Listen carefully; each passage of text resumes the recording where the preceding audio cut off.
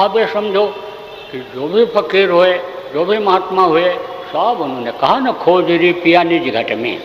किसी ने नहीं किया कहा कि खोज री पिया मठ में, मंदिर में। मुसलमानों में फकीर हुए, उन्होंने भी इसी चीज़ को कहा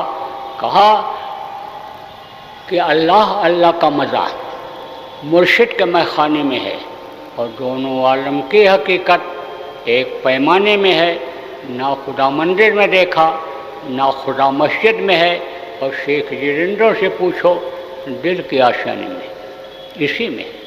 अब आप कहोगे खुदा हमारे इसमें है, हमको दिखता क्यों नहीं?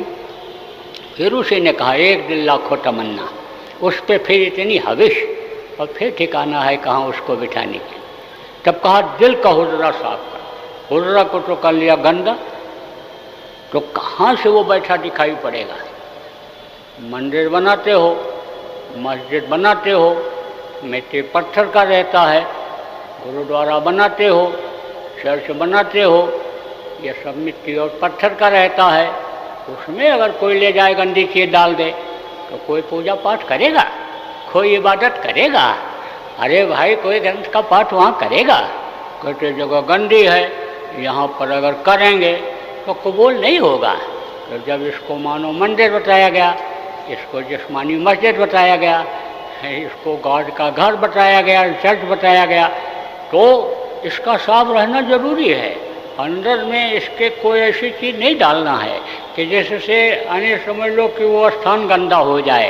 इसीलिए शाकाहारी सदाचारी नशा मुक्त रहने के लिए बात बताई जाती है, क्योंकि वो जगह गंदी हो जाएगी तो उसका दर्शन दीदार नहीं होगा। तो दिखाई तो इसी में पड़ता है, मिलता इसी में है।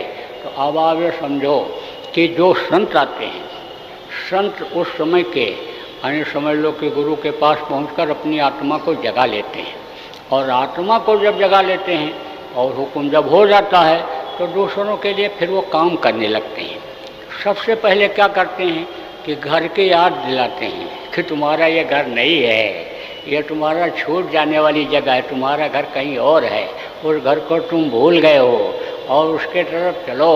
आ रही है आने समझ लो दूर से आवाज़, तुझको बुलाने के लिए कहा गया ना, वो बराबर बुलाता रहता है, वो बराबर याद करता रहता है।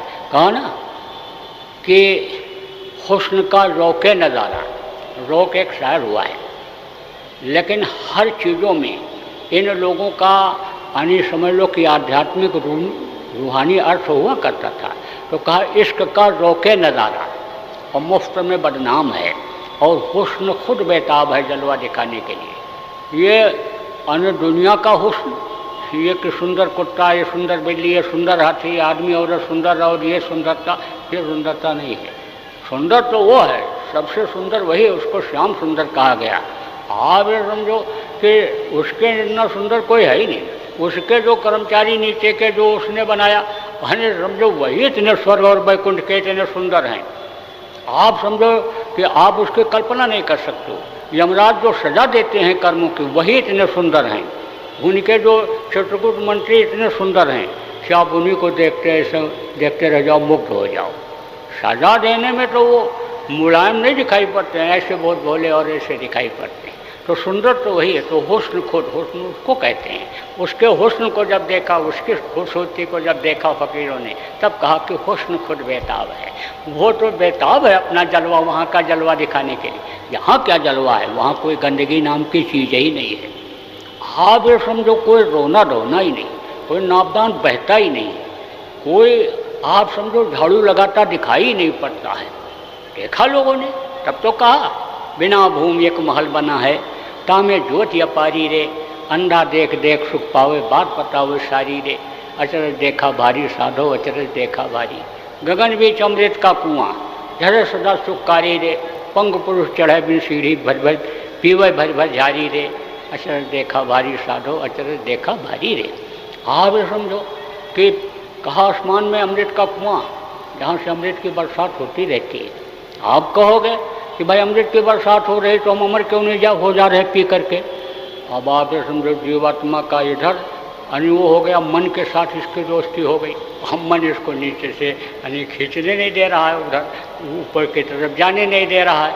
तो कहा उलट करके इधर से, कहा ना उल्टा नाम जपत जग जाना। और वाल्मीकि वह ब्रह्म समाना, ब्रह्म को उन्होंने कब पाया? उल्टे, जब इधर से खींचा, मन को खींचा नीचे इंद्रियों की तरफ से, आत्मा जब खींची तो ब्रह्म समान हो गए, जब शरीर छूटा ऊपर गए तो ब्रह्म समान हो गए।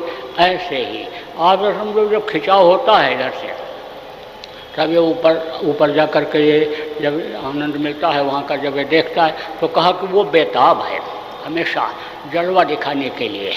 अब वहाँ पर जो जलवा है उसको दिखाने के लिए वो बेताब है। तो अब आप ये समझो मोटी बात कि संत को जब आदेश होता है तो पहले याद दिलाते हैं घर को, दुनिया को थोड़े समय के लिए भूलने के लिए कहते हैं। और जब अंदर में तड़प होती है उस मालिक से मिलने की कि भाई मालिक को पा लिया जाए, जिसने सारी खिलकत बनाई, जिसने सारी दुनिया बनाई, उसको पा लिया जाए तो दुनिया की चीज़ें हमारी होंगी। जब ये इच्छा पैदा हो जाए आदमी की, तब वो इल्म देते हैं, रास्ता बताते हैं।